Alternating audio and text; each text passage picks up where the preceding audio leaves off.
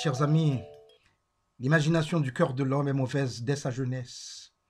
Mais Dieu constate son amour à lui envers nous, en ce que lorsque nous étions encore pécheurs, le Christ est mort pour nous. Dieu a tant aimé le monde qu'il a donné son Fils unique, afin que quiconque croit en lui ne périsse pas, mais qu'il ait la vie éternelle. Le Christ a souffert pour nous, il a souffert pour nos péchés, lui le juste, pour nous injustes, afin qu'il nous amenât à Dieu. Certainement, Jésus a porté nos langueurs et s'est chargé de nos douleurs. Il a été blessé par nos transgressions. Il a été meurtri pour nos iniquités. Le châtiment de notre paix a été sur lui. Et par ses meurtrissures, nous sommes guéris. Alors, cela ne vous fait-il pas réfléchir? Appliquez-vous la parole de Dieu?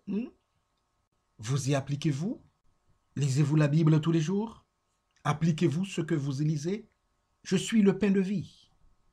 Celui qui vient à moi n'aura jamais faim, et celui qui croit en moi n'aura jamais soif. Ce sont là les paroles de Jésus. Lorsque vous lisez la Bible, vous vous nourrissez de sa parole. Il est le pain de vie. Il est aussi le chemin, la vérité et la vie. Il est la lumière du monde. Rappelez-vous ce que alors Philippe avait demandé au Seigneur. Seigneur, montre-nous le Père, et cela nous suffira. Quelle a été la réponse du Seigneur? Philippe, ça fait longtemps que je suis avec vous et tu ne me connais pas? Le Christ est le chemin, la vérité et la vie. Nul ne va au Père que par lui. Il est la lumière du monde. Celui qui le suit ne marchera point dans les ténèbres, mais il aura la lumière de la vie. Je suis la résurrection et la vie. Celui qui croit en moi, fût-il mort, vivra. Il est la résurrection et la vie. Mais comment pouvez-vous bénéficier de cette résurrection? Comment pouvez-vous bénéficier de cette vie si ce n'est en marchant avec Christ, si ce n'est en vous sacrifiant pour lui?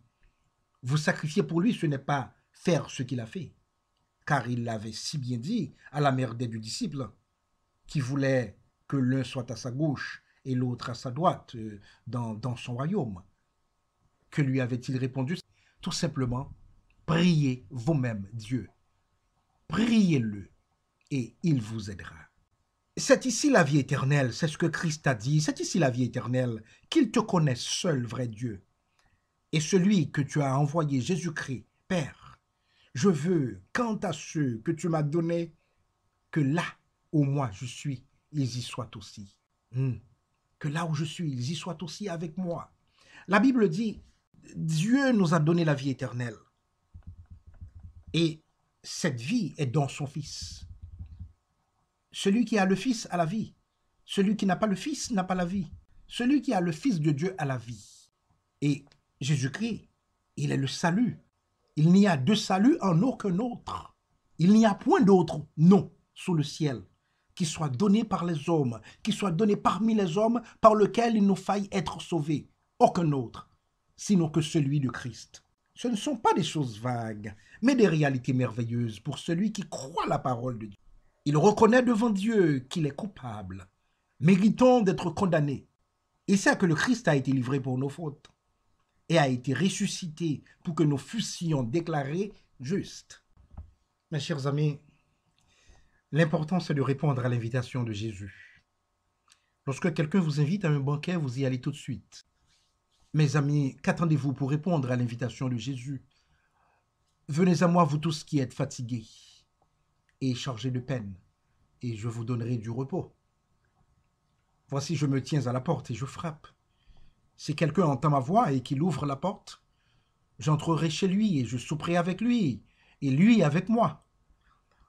En vérité, je vous le dis, que celui qui entend ma parole et qui croit celui qui m'a envoyé a la vie éternelle, et ne vient pas en jugement, mais il est passé de la mort à la vie. C'est une promesse accomplie, parce que c'est Dieu qui l'a dit. Lorsque Dieu dit quelque chose, c'est déjà fait. Il est fidèle. Il respecte sa parole. Il n'est pas comme nous, il respecte sa parole.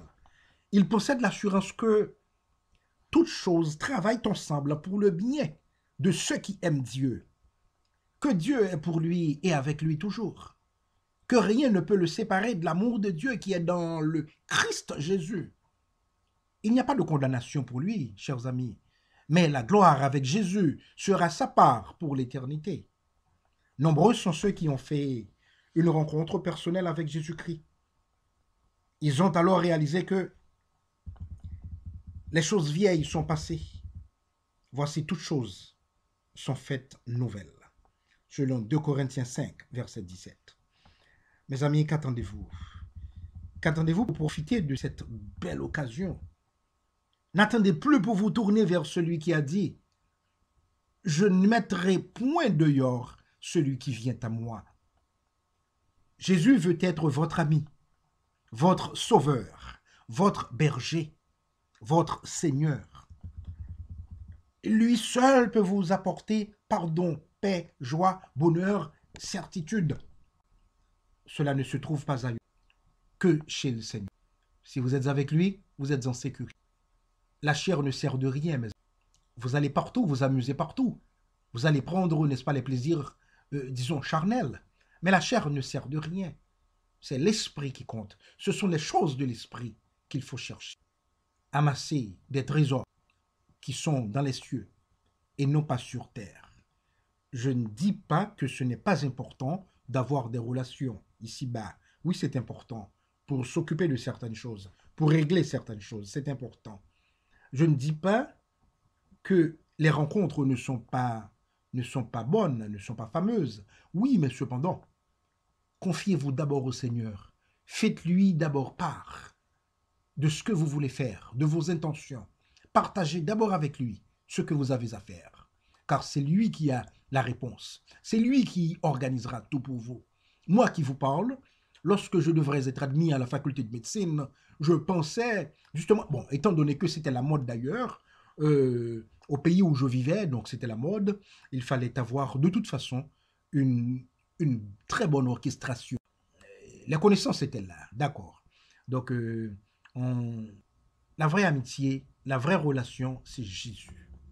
C'est Jésus, Jésus, Jésus et encore Jésus. Moi, je vous donne ce conseil. Donc, s'il vous plaît, ayez bien l'intention d'attraper cette opportunité. Pensez-y. Que la paix soit avec vous.